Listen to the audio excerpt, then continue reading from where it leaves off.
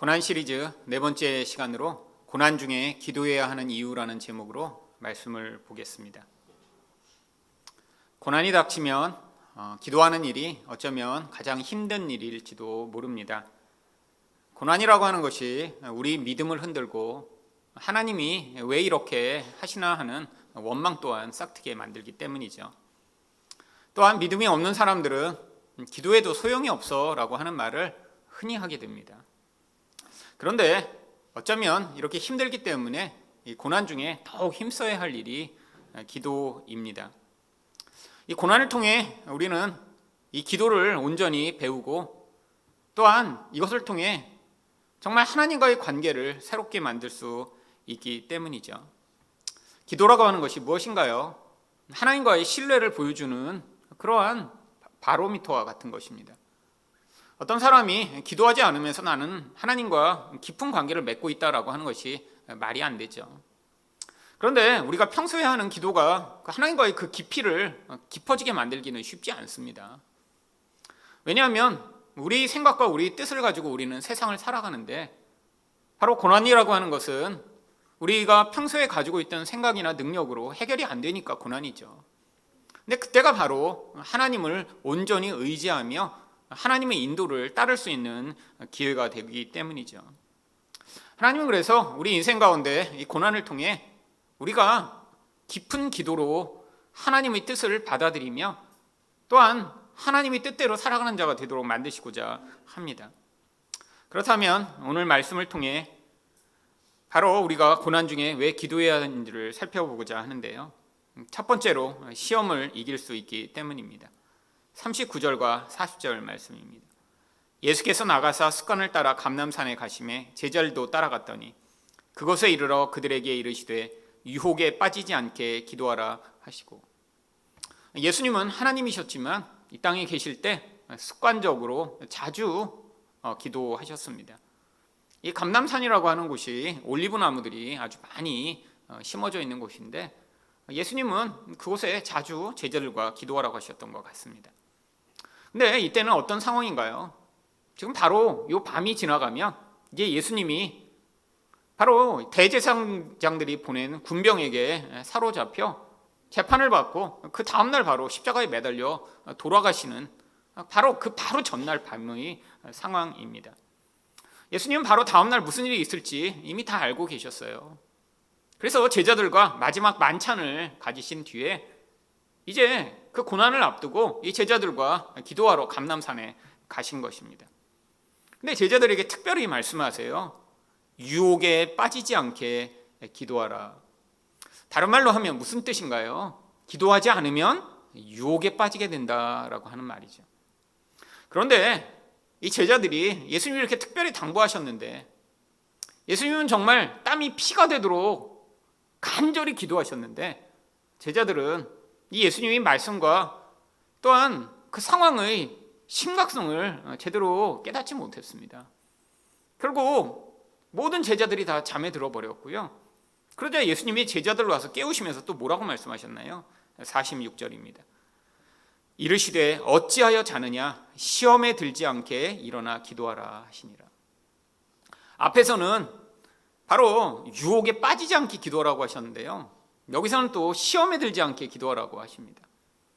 결국 기도하지 않으면 유혹에 빠지게 되고 그래서 시험에 들게 되며 결국 그것이 영적으로 심각한 상황임을 말씀하고 계셨던 것이죠.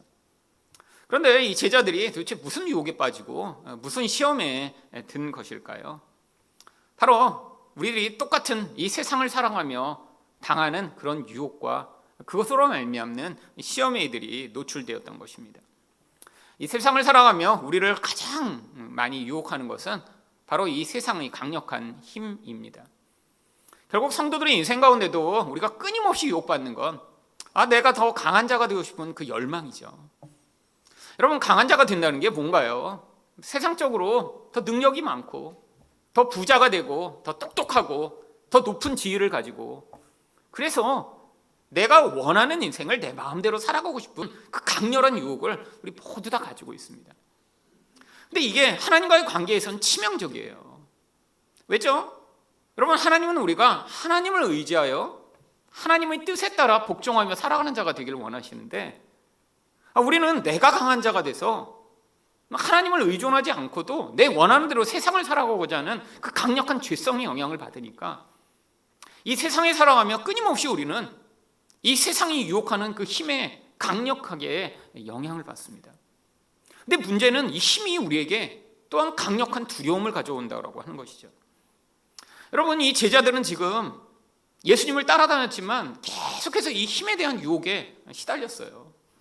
여러분, 제자들이 예수님을 따라다녔던 근원적 이유가 무엇이었냐면, 예수님이 메시아가 돼서 강력한 힘을 가지게 되면 자신들이 예수님의 오른편 왼편에 서서 이스라엘을 통치하는 그 강력한 통치권을 자기들도 나누어 갖고 싶은 그 열망으로 예수님을 따라다녔던 거예요. 근데 또 그 힘은 무엇을 가져오나요? 우리 안에 이 욕망을 자극할 뿐 아니라 또한 우리를 엄청나게 두렵게 만듭니다. 여러분, 사람들이 이 권력을 열망하는 이유가 바로 그거죠. 권력을 가지면 내 마음대로 할 수 있지만 또한 무엇을 할 수 있나요? 내가 이제 더 이상 두려움에 시달리지 않아도 돼요. 나를 두렵게 하던 모든 자들을 다 처벌하고 보복할 수 있는 게 그게 권력의 힘입니다. 여러분, 정치인들이 왜 이렇게 권력을 열망하죠? 높은 자리에 가기 전에는 내가 언젠가 기소돼서 이렇게 감옥에 가면 어떡하지? 벌벌 떨어요. 근데 내가 권력을 가지게 되면 이제 다 그런 거 없애버릴 수 있습니다. 아니, 앞으로 10년, 20년, 30년 후까지도 다 내 마음대로 이제 나와 나에게 속한 모든 집단이 안전을 보장할 수 있는 방법을 권력을 가지고 만들 수 있는 게 이게 권력의 힘이죠. 여러분, 세상을 살아가며 성도 또한 똑같이 유혹을 받습니다. 왜 이렇게 부자 되고 싶나요? 왜 이렇게 내 힘을 증명하고 싶나요? 다른 말로 얘기하면 내가 하나님처럼 되고 싶은 거예요. 바로 아담과 하와가 따먹은 이 선악과의 죄악이 우리 안에 여전히 영향을 미치며 끊임없이 유혹을 받을 때마다 우리는 거기에서 그 유혹에 넘어져 버리면 시험에 빠지게 되죠. 여러분, 이게 바로 제자들의 모습입니다. 바로 이 겟세마네 동산에서의 기도가 마친 뒤에 바로 무슨 일이 벌어졌나요? 마가복음 14장 43절을 보시면 예수께서 말씀하실 때 곧 12 중의 하나인 유다가 왔는데 대제사장들과 서기관들과 장로들에게서 파송된 무리가 검과 몽치를 가지고 그와 함께 하였더라. 이제 기도를 마치자마자 군대가 지금 예수님을 잡으러 옵니다. 여러분, 실제적인 그 군대를 만나기 전에 이 제자들은 예수님과 만찬을 하며 예수님이 너희가 나를 다 버릴 것이다 미리 예언을 하셨더니 제자들이 다 뭐라고 했나요? 우리는 생명을 내걸고 예수님을 떠나지 않겠습니다. 여러분, 근데 제자들이 거짓말한 건가요? 이게 우리의 진심입니다. 우리도 늘 그러잖아요. 예수님만을 사랑합니다. 오늘 찬양 가운데도 있더라고요. 예수님만이 나의 전부입니다. 이건 고백할 때만 하는 거예요. 진심은 어때요? 이런 유혹이 넘어가면 예수님이고 뭐고 다 소용없습니다. 나의 욕망을 자극하는 유혹에 쉽게 빠져들고 나를 두렵게 하는 그것에 위축되는 게 우리의 모습이죠. 근데 제자들이 똑같아요. 여러분, 군병 앞에서 제자들이 어떻게 반응했나요? 마가복음 14장 50절을 보시면 제자들이 다 예수를 버리고 도망하니라. 여러분, 이게 바로 우리 실체입니다. 여러분, 이만큼 세상의 힘이 강력한 거예요. 우리는 고난의 때 위기 상황이 닥치면 하나님이 나를 도와주시고 내 인생을 책임지시다는 생각보다 내가 조금 더 능력이 많다면, 내가 돈이 더 많았더라면, 이런 생각을 하는 게 얼마나 쉬운 일인가요? 여러분, 하나님은 눈에 보이시지 않는데 그 눈에 보이지 않는 하나님을 믿는 게 그래서 그만큼 어려운 것이죠. 여러분, 제자들 가운데 특별히 성경은 이 베드로의 한 개인에 대해 굉장히 집중합니다. 이게 베드로가 더 나쁜 놈이고 더 연약한 자라 그런 게 아니에요. 오히려 베드로는 어떤 제자들보다 더 열정이 많고 강력한 사람이었습니다. 근데 일부러 그를 택해서 더 자세하게 그의 실패를 보여주고자 하는 거예요. 왜죠? 이게 우리 모든 사람의 실체인데 그냥 그렇게 강력하고 열정도 많지 않은 그런 잘 알려지지 않은 제자를 택해서 보여주면 저 사람 저렇게 별것 아니니까 실패했지만 더 강력한 의지를 발휘하고 더 정말 열정적으로 하나님께 반응하면 그 정도 시험 이길 수 있지 않을까요? 이렇게 생각하는 사람이 있을까 봐요. 여러분, 베드로가 바로 제자들 앞에서 뭐라고 예수님께 고백했죠? 마가복음 14장 31절을 보시면 베드로가 힘있게 말하되 내가 주와 함께 죽을지언정 주를 부인하지 않겠나이다 하고 모든 제자도 이와 같이 말하니라. 여러분, 자기 생명을 내걸고 주를 부인하지 않겠다고 고백합니다. 심지어는 여러분, 베드로가 또 뭐라고 했는 줄 아세요? 다른 제자들이 다 예수를 버려도 나는 예수를 버리지 않겠다고 얘기를 해요. 여러분, 이런 가장 열정이 많은 이 베드로, 근데 베드로가 예수님을 부인하기 전에 일단 뭐에서 실패를 했나요? 마태복음 26장 40절을 보시면 제자들에게 오사 그 자는 것을 보시고 베드로에게 말씀하시되, 여러분, 다른 성경에서는 제자들에게 말씀하셨는데 이 마태복음에서는 특별히 베드로에게 말씀하신 것처럼 이야기를 합니다. 베드로가 자꾸 대표로 선택되는 거예요. 베드로에게 뭐라고 말씀하세요? 너희가 나와 함께 한 시간도 이렇게 깨어 있을 수 없더냐. 여러분, 이게 우리의 실체입니다. 여러분, 기도하지 않는다는 게 뭐예요? 여러분, 내 힘으로 잘 버틸 수 있다고 생각하는 거예요. 기도하지 않는 게 뭐죠? 눈에 보이지 않는 하나님보다 눈에 보이는 무엇인가가 더 중요하다고 여기고 있는 것이죠. 근데 우리가 언제 기도하나요? 언제 정말 진실하게 기도하나요? 바로 하나님 외에 다른 의존의 대상이 없다라는 걸 우리가 정말 내적으로 간절하게 받아들일 때 우리는 간절히 기도할 수밖에 없습니다. 그러니까 기도라는 게 결국 이 세상의 유혹을 벗어나 하나님 외에는 나를 도우실 분이 없다라고 하는 반응이니까 결국 이 기도라는 게 그렇게 쉬운 게 아니죠. 여러분, 근데 베드로뿐 아니라 모든 제자가 실패했고요. 성경은 특별히 이 베드로의 실패에 대해 아주 자세하게 다루고 있습니다. 결국 마가복음 14장 70절과 71절에서 조금 후에 곁에 서 있는 사람들이 다시 베드로에게 말하되 너도 갈릴리 사람이니 참으로 그 도당이니라. 그러나 베드로가 저주하며 맹세하되 나는 너희가 말하는 이 사람을 알지 못하노라. 여러분, 얼마나 이게 마음에 두려움이 많았던지 저주예요.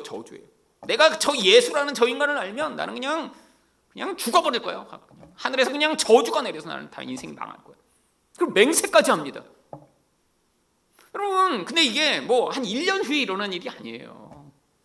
1년 전에 이렇게 예수님께 약속을 했다면 1년쯤 지나면서 시간이 지나서 잊어버릴 수도 있죠. 우리 많이 그러잖아요.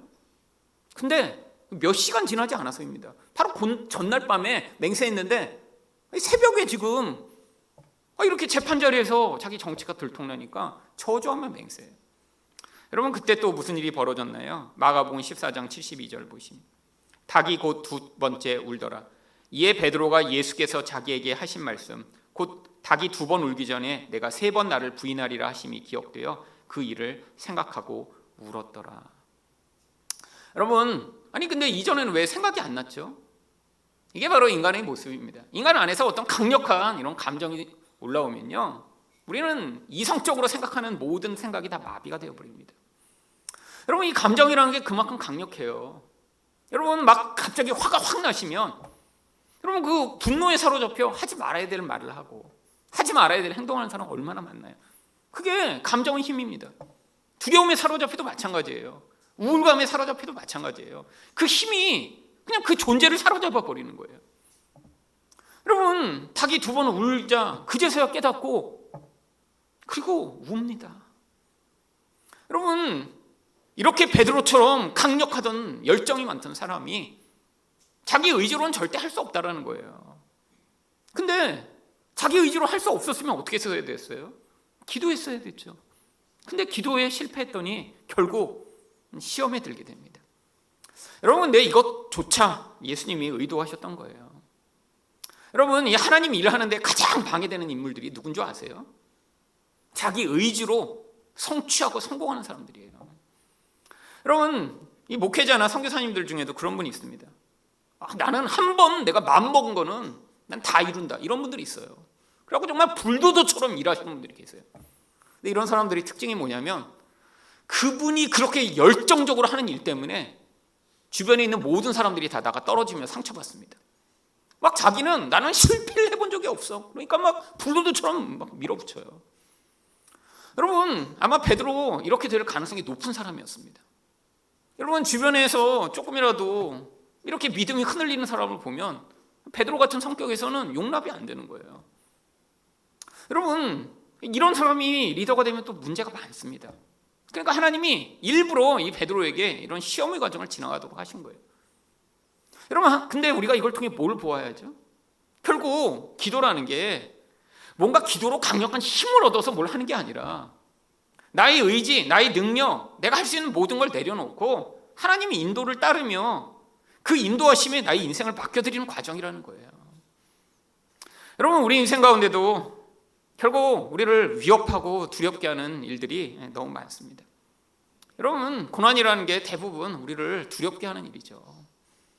여러분, 이 두려움과 이 불안이라는 건 우리를 정말 사로잡는 너무나 강력한 그런 감정입니다. 근데 이 감정도 약간 다른 감정에 비해 덜 느끼는 사람들이 있더라고요. 제가 가르치는 목사님 중에도 딱 보면 별로 이런 불안을 많이 안 느끼는 분이 계세요. 여러분, 고난일 때 우리는 다 사실 두려움을 경험하게 돼 있어요. 여러분, 근데 이 두려움에 사로잡히면 우리는 잘못된 선택을 너무 쉽게 하게 됩니다.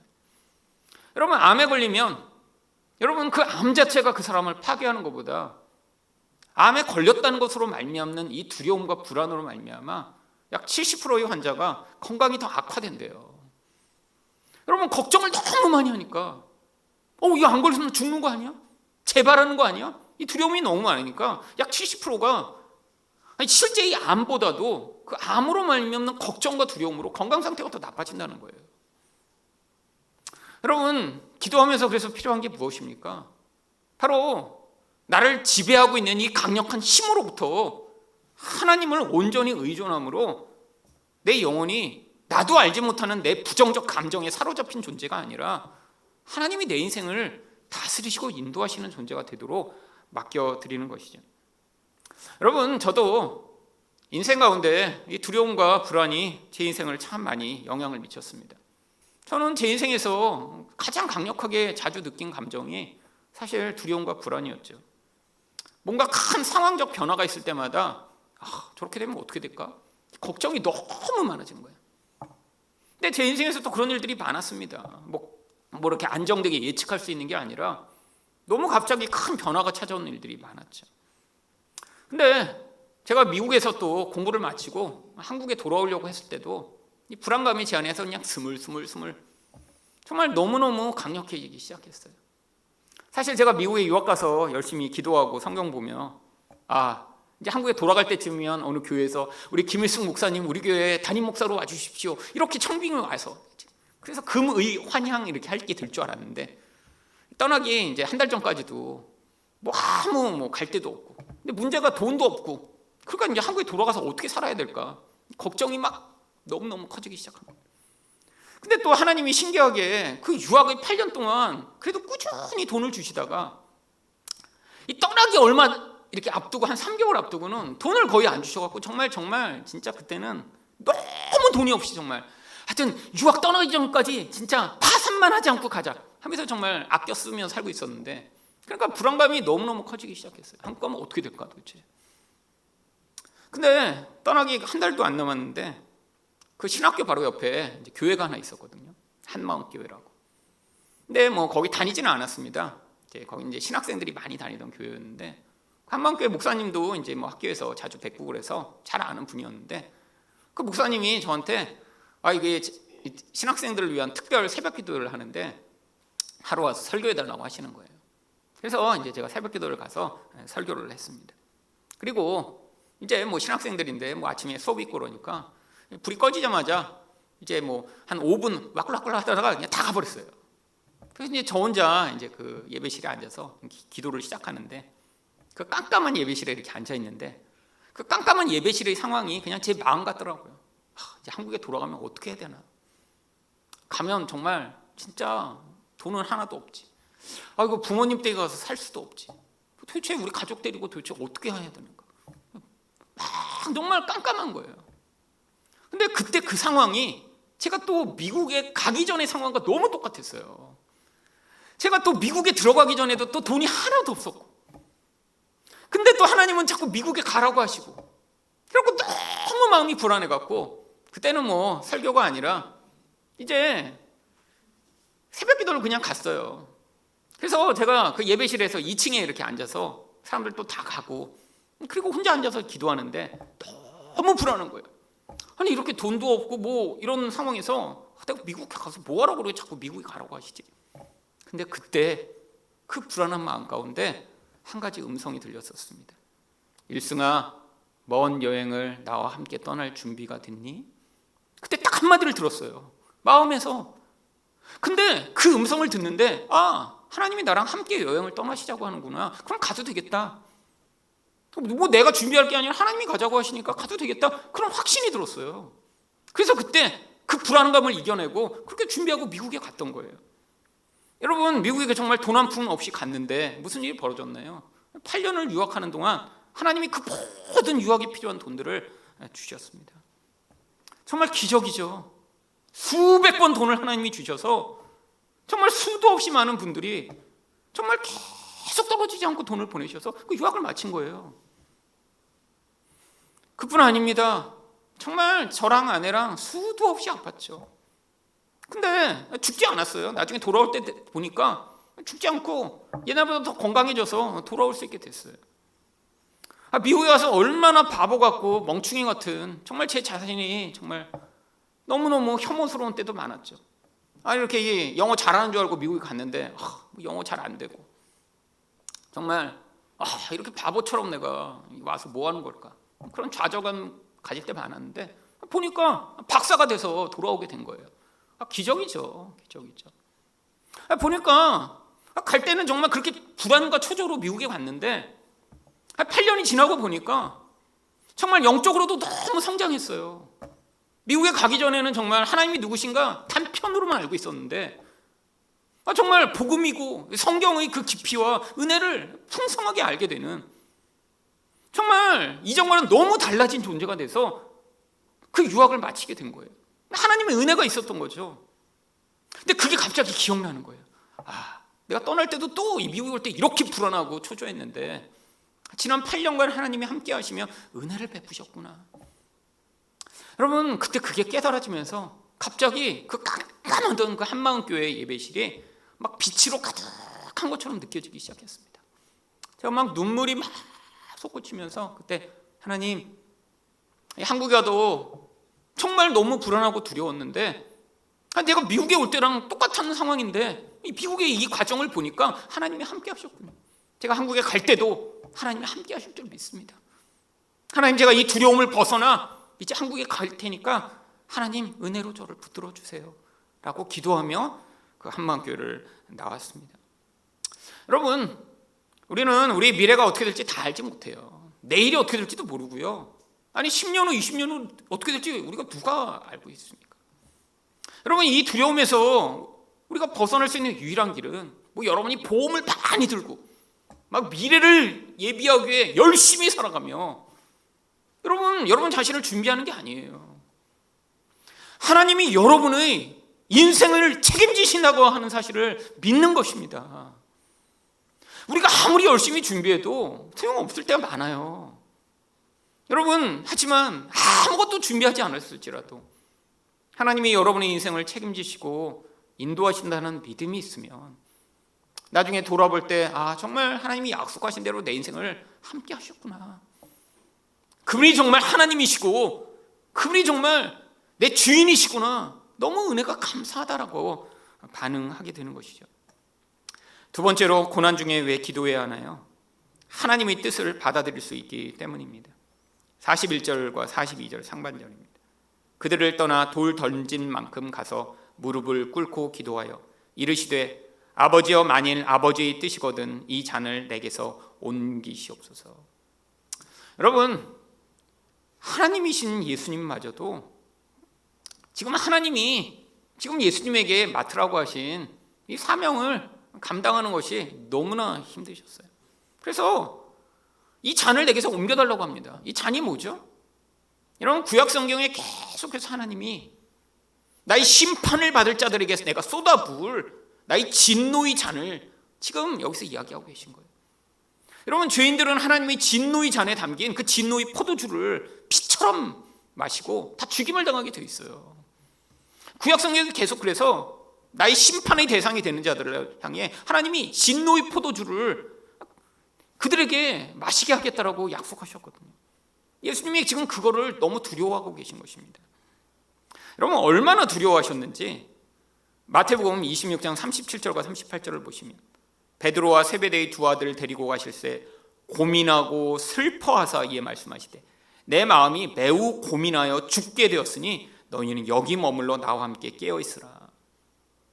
여러분, 예수님인데 뭐라고 하세요? 고민하여 죽을 정도로 지금 고통스럽다는 거예요. 여러분, 우리 흔히 하는 거잖아요. 너무 피곤해서 죽겠어. 너무 짜증나서 죽겠어. 너무 슬퍼서 죽겠어. 근데 사실은 예수님도 하셨어요. 여러분, 얼마나 이게 고통스러웠으면 내가 고민하여 죽을 지경이 되었다라고 말씀하실 정도였을까요? 여러분, 근데 예수님이 고민하신 이유가 단순히 십자가의 그 고통 때문이 아니었습니다. 거룩하신 하나님이, 하나님과 한 번도 단절된 적이 없으신 그 하나님이 바로 인간의 모든 죄를 뒤집어쓰고 이 심판을 받아 하나님과 단절되는, 이게 그렇게 두렵고 고통스러우셨던 것이죠. 여러분, 근데 예수님이 뭐 하셨어요? 3번이나 기도하십니다. 간절히. 그리고 42절 하반절을 보시면 그러나 내 원대로 마시옵고 아버지의 원대로 되기를 원하나이다. 결국에는 이 기도를 통해 하나님의 뜻을 받아들이시게 됩니다. 여러분, 우리 인생에서 고난이라는 게 사실은 내 뜻대로 안 될 때가 고난입니다. 그렇잖아요. 나는 예를 들면 이런 일을 하고 싶었는데 그 일을 못하게 되는 게 또 고난이죠. 나는 이 나이에 이런 삶을 살고 싶었는데 그걸 못하게 되거나 다른 거를 하면 그게 고난이죠. 물리적으로 정말 몸이 고통스럽고 물리적으로 어떤 상황이 처하는 것도 고난이지만, 여러분, 우리 인생 가운데 진짜 고통스러운 건 내가 원하는 삶을 살지 못하게 되는 것입니다. 그렇잖아요. 너무 간절하게 결혼하고 싶은데 결혼을 못하게 되면 그게 누구보다 고통스럽겠죠. 아니, 결혼해서 아기를 너무 간절하게 갖고 싶은데 아기를 못 낳으면 그것도 너무 고통스럽겠죠. 예전에 제가 다른 교회에 설교하러 갔는데 끝나고 났더니 어떤 여자분이 저를 이렇게 쪼르륵 따라오시더라고요. 그러더니 거기 엘리베이터 앞에 서서 자기 고민이 있다고. 근데 지금 결혼했는데 10년째 아기를 못 낳는데요. 근데 왜 저한테 그 고민을 털어놓으신지 모르겠는데, 근데 누가 그렇게 얘기하셨나 봐요. 그렇게 오랫동안 아기를 못 갖는 거는 하나님이 뭔가 너한테 지금 요구하시는데 네가 순종하지 않아서 불순종해서 이렇게 아기를 못 갖는 거라고. 그래서 그 얘기를 하시는 거예요. 자기가 불순종한 것 때문에 혹시 이렇게 하나님이 아기를 안 주시는 거 아니냐고. 제 이야기를 듣다가 그게 아닌 것 같다 이런 생각이 들으니까 이제 와서 확진을 하려고 물어보신 거예요. 제가 아니요?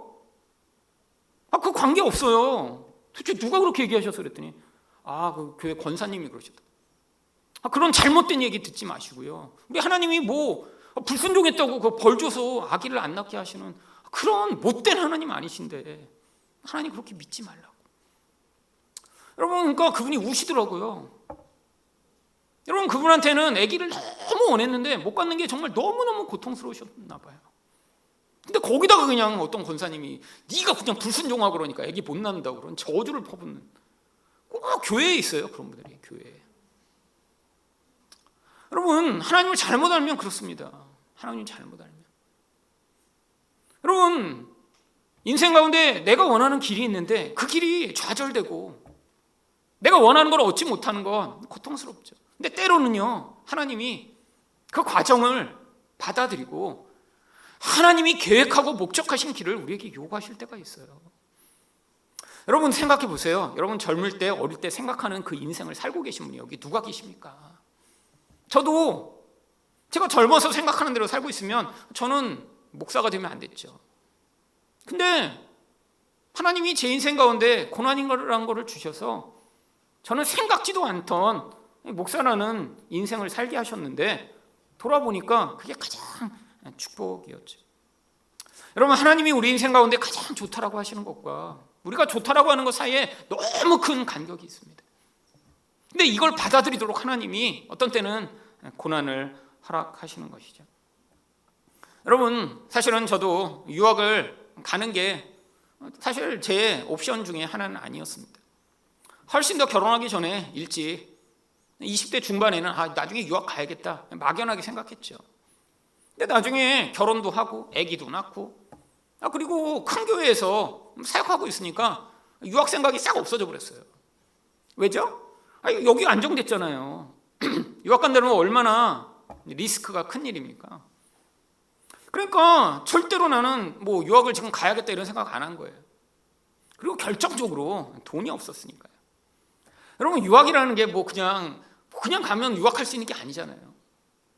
근데 저도 그때 돈이 하나도 없었어요. 정말 저희 부모님이 뭐 제 유학비를 대실 수 있는 상황도 아니고, 그리고 또 어떤 분들은 이렇게 교회에서, 큰 교회에서 사역하다가 이렇게 후원자를 만나는 경우도 있더라고요. 근데 대부분 그런 분들은 이렇게 어른들 사역하면서 아주 그냥 나쁜 또 목사들이 있어요. 이렇게 부자인 사람들만 열심히 신방 가갖고 그 사람들을 후원자로 이렇게 모집한 다음에 그다음에 개척하거나 유학 가는 그런 분들이 있더라고요. 큰 교회에 있어 보니까. 근데 저는 다 시골에서 서울에 올라온 가난한 대학생들 맡은 부서를 했습니다. 그러니 뭐 애들 맨날 밥 사주기 바쁘지 뭐 후원자가 어디 있어요. 그러니까 아무도 나를 도울 사람이 없는 거예요. 그러니까 무슨 유학을 가요. 그래서 사역하면서 유학을 완전히 포기했죠. 그리고 그냥 그때가 너무 좋았어요. 왜냐하면 사실 그 대학부, 그때 그 교회가 크니까 여기보다 몇 배 많았습니다.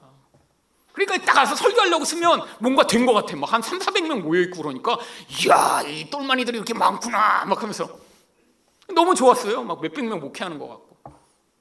그래서 절대 유학 생각 한 번도 안 했지. 근데 그냥 거기 머물 수 없었던 게 하나님의 뜻이었습니다. 저는 반드시 유학을 갔어야 됐어요. 왜? 여러분, 유학을 안 가고 제가 만약에 옛날 그 30대 초반에 하나님을 알고 성경을 아는 수준으로 제가 여러분한테 설교하고 있으면 여러분도 힘들고 저도 힘들 거예요. 그때 저 맨날 힘들었습니다.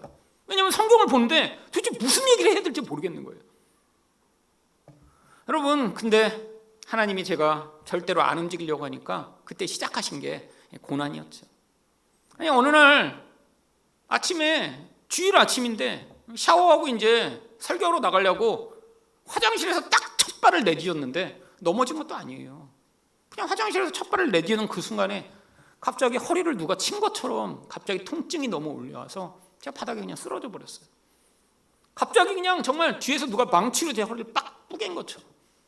근데 그때부터 움직이지 못할 정도로 허리가 아파서 그냥 그 자리로 누워버렸습니다. 그러고 이렇게 조금 어떻게 해갖고 움직여서 교회 갈 수 있나 그랬는데 갈 수가 없는 상황인 거예요. 그래서 교회에 전화해서 일단 아는 목사님한테 제 부서에 대신 설교해달라고 하고 하루 종일 누워 있었습니다. 주일날 그렇게 아침에 그런 일이 벌어지니 그래서 하루 누워 있으면 들려나? 근데 그 상황이 오랫동안 계속됐어요. 근데 문제가 이제 거의 움직이지도 못하고 막 너무 죽겠는데 막 정말 통증이 얼마나 심하냐면 누군가 내 허리에다가 막 이만한 막 그런 못을 박아놓은 것처럼 아픈데, 그러고 그때 이 허리 무슨 한방병원이라고 유명하다고 그래갖고 또 거기 갔어요. 가갖고 또 비싼 돈 내고 막 다 치료하고 그러는데, 아니 뭐 엑스레이 찍고 뭐 MRI 찍고 그때 막 엄청 비싸게 했는데 원인을 잘 모르겠다는 거예요. 원인을. 그게 더 답답하잖아요. 난 지금 아파 죽겠는데 뭐가 이렇게 여기가 이렇게 디스크가 지금 뭐 깨졌습니다. 그럼 수술이나 맞거나 뭘 할 텐데 원인을 잘 모르겠다는 거예요. 애매모호가 돼요. 결국 몇 주를 그렇게 지나게 됐는데, 그러니까 이제 교회에서도 문제가 생긴 거예요. 그때 저는 대학부를 맡았지만 대학부 여러 개가 연합으로 방학이 되면 함께 사역을 했습니다. 뭐 수련회도 같이 하고 또 해외 선교도 같이 하고. 근데 제가 하나도 다 못하게 된 거예요. 아프니까. 근데 문제는 그때 저랑 제일 사이가 안 좋은 목사가 팀장이 됐습니다. 마침. 그러니까 이 팀장이 평소에도 나를 꽃같게 생각했는데, 근데 자기가 딱 팀장이 돼서 힘을 가지게 되니까 그때부터 저를 공개적으로 모욕하기 시작하는 거예요. 대학부 교육자 회의를 이렇게 하는데 김일수 목사님 빠져. 아프니까 그냥 그렇게 모욕하는 거예요. 그랬더니 사실은 원래 제가 맡았어야 될 모든 일인데, 근데 거기 있는 파트타임 교육자인데 김 목사님 못하니까 빠지고 우리 전도사님이 대신 그거 맡아서 하라고. 노골적으로 저를 막 모욕하고 깔보기 시작했어요. 그러니까 뭐 신났죠. 이제 평소에도 미운 놈이었는데 잘 됐다 이러면서. 근데 그게 얼마나 화가 나는지 정말 아픈 것도 서운하고 억울한데 이런 식으로 내가 모욕을 당해야 되나? 막 부글부글. 근데 그때 저희 어머니가 제가 몇 주 동안 뭐 그렇게 병원 다니고 소용없으니까 근데 주변에 자꾸 물어보셨나 봐요. 이렇게 허리 아픈데 어떻게 되냐고. 근데 또 이게 어떤 분이 또 어머니한테 알려주신 거예요. 수원에 있는 어디 가면 뭐 용환 무슨 침 놓는 분이 있다고. 그래서 어머니가 서울에 오셔가지고 저를 데리고 수원을 가셨습니다. 갔는데 뭐 용환 침쟁이라는데 아니 다 쓰러져가는 어떤 판잣집으로 데리고 가시는 거예요. 그래서 이상하다 여기. 근데 정말 갔더니 어떤 할머니가 앉아 계세요. 그러더니 저보고 허리 아프다고 그래서 침을 꺼내시더니 허리에다 이렇게 침을 몇 군데 놔보시는 거예요. 짧은 침을. 근데 허리 아픈 게 아니네. 허리 아픈 게 아니라는 거예요. 등에다 침을 놓더니. 그러더니 저보고 갑자기 뒤집어 보래요. 그러더니 배를 이렇게 막 만져보시더니 갑자기 밖에 있던 사람들을 부르는 거예요. 그러더니 밖에 좀 들어와 보세요. 그러더니 사람들을 오더니 저보고 팔다리를 잡으래요. 그 사람들을 하더니. 그러더니 갑자기 무슨 천 같은 거를 펼치는데 이만한 장침들을 꺼내시기 시작했습니다. 그러더니 제 배에다가 그 장침을 꽂아놓기 시작하는 거예요. 그냥 안 들어가요, 장침이요. 그러니까 이게 손으로 비벼요. 근데 이게 얼마나 아픈지요. 정말 4명이서 제 팔다리를 붙잡고 저희 어머니가 머리를 누르고 그리고 그분은 배에다가 그걸 꽂아놨는데 막 소리를 지르면서 온몸을 부들부들 떠는데 그걸 끝까지 다 넣었는데 그걸 4개를 여기 꽂아 놓으셨어요. 그러더니 딱 그러시는 거예요. 아유, 이거 지금 허리가 아픈 게 아니야. 허리가 아픈 게 아니야. 아니, 배 안에 기력이 다 쇠해서 척추뼈가 앞으로 밀려서 그래. 그러시는 거예요, 그분이. 근데 정말 그 배에다 그 장침을 맞고 허리가 나았습니다. 근데 그때 그분이 배 안에 있는 기력이 다 쇠해서 그래. 이 이야기가 저한테 어떻게 들렸냐면 시편 32편 4절에 주의 손이 주야로 나를 누르시오니 내 진액이 빠져서 여름 가뭄에 마름같이 되었나이다. 이런 말씀으로 들렸어요. 말씀으로. 그 내 영혼이 다 진액이 샜는데 주께서 나를 꽉 눌러갖고 정말 내가 이렇게 말라버렸구나. 그래서 그 다음 날부터 제가 새벽에 일어나 기도하기 시작했습니다. 하나님, 정말 제 영혼이 이렇게 다 말라버렸어요. 하나님, 저 죽을 것 같습니다. 하나님, 이렇게 큰 교회에서 사역하고 그래서 나 이거 좋다고 하고 있었지만 제 영혼은 이렇게 다 말랐는데 그래서 이렇게 전 다 무너져 버리고 지금 마른 뼈처럼 돼버렸는데 하나님 저를 불쌍히 여기세요. 사실 제가 그 교회에 사역하기 시작하면서 별로 울지를 않았어요. 너무 모든 상황이 좋으니까 결혼도 했죠. 애도 낳죠. 뭐 월급도 잘 나오죠. 그전에는 막 돈 없었죠. 아프죠. 막 불안하죠. 그러다가 이게 뭔가 그러니까 그때는 안 울었는데 그때부터 매일 다시 울기 시작한 거예요. 얼마나 울었는지 옆집 연립에서 찾아오셨어요. 누가 그렇게 우는지 좀 보고 싶다고. 여러분 그렇게 울기 시작했는데 그때 하나님이 주변 사람들을 통해 제가 유학가라고 말씀하시기 시작했습니다. 제 제일 친하던 친구가 어느 날 기도회를 인도하고 있는데 저 뒤에 와서 서더니 나보고 나오라는 거예요. 기도회 중간에. 저는 앞에서 기도회 막 하고 있는데 그래갖고 애들한테 기도하고 있어 라고 해서 무슨 급한 일이 생겼냐고 그랬더니 지금 마음에 하나님이 우리 김일수 목사 유학가라고 얘기하라고 자기 마음에 하나님이 강력하게 말씀하신다고. 보니까 자기가 유학 준비하고 있었어요 원래. 근데 그러다가 혼자 몰래 하고 있다가 그날 갑자기 김일승도 데리고 가야겠다 이런 마음이 든 거예요. 사실 그래서 나중에 같은 학교로 유학 갔습니다. 그러고 가고 간 거예요. 그러고 저 친구가 왜 저러지? 근데 그렇게 갑자기 유학 갈 수 있나요? 돈도 하나도 없고. 근데 그리고 또 며칠 후에 미국에 연수 가셨던 목사님이 돌아오시더니 갑자기 자기가 미국에 연수 갔는데 거기서 기도하다가 하나님이 말씀하셨다는 거예요. 뭐라고 말씀하셨냐고 그랬더니 김일승 미국에 유학가라고 얘기하라고 말씀하셨대요. 그래서 정말로 가야 되는구나. 정말로 가야 되는구나. 그리고 나서 새벽기도 가서 기도하다가 일승아 내가 먼 여행을 함께 떠날 준비가 되었니? 라는 음성을 듣고 본격적으로 준비해서 미국에 간 거예요. 여러분 유학을 가서 그렇게 힘들 줄 알았으면 진짜 안 갔을 텐데 근데 몰랐으니까 갔죠. 근데 꼭 갔어야만 됐어요. 여러분 제 인생은 유학 전후로가 갈라집니다. 여러분 저는 유학 가기 전에는 정말 욕망과 두려움에 사로잡힌 정말 하나님을 잘 알지 못하던 그런 김일성이었다면 그 유학의 그 고통스러운 과정을 통해 정말 제 안에 있던 그 옛사람의 힘이 많이 약해진 진짜 하나님이 얼마나 선하시고 온전하신 분이신가를 믿게 된 김일성으로 바뀌어서 돌아오게 됐죠. 여러분 인생도 마찬가지입니다. 여러분이 생각하는 인생의 길이 아닐지라도 때로는 하나님이 인생의 고난을 통해 방향을 바꾸실 때 여러분 기도로 순종하심으로 말미암아 하나님이 여러분의 인생의 주인이며 인도자가 되시는 하나님이심을 경험하는 여러분 되시기를 예수 그리스도 이름으로 축원드립니다.